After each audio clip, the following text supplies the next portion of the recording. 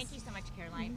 What does President Trump mean when he says Republicans ought to nationalize voting? What does that look like in practice? What the president was referring to is the SAVE Act, which is a huge common sense piece of legislation that Republicans have supported, that President Trump is committed to signing into law during his term. And he spoke with the speaker directly about that yesterday, about the need to get that bill on the floor for a vote, because it provides very common sense measures for voting in our country, such as voter ID. I don't think any rational person who's being honest with themselves would disagree with the idea of requiring citizens of this country to present an ID before casting a ballot in a federal election, or frankly in any election. And that's something the president wants to see happen. So that's what he was referring to. But to be clear, he does believe the state should oversee elections. The president believes in the United States Constitution. However, he believes there has obviously been a lot of fraud and irregularities that have taken place in American elections. And again, voter ID is a highly popular and common sense policy that the president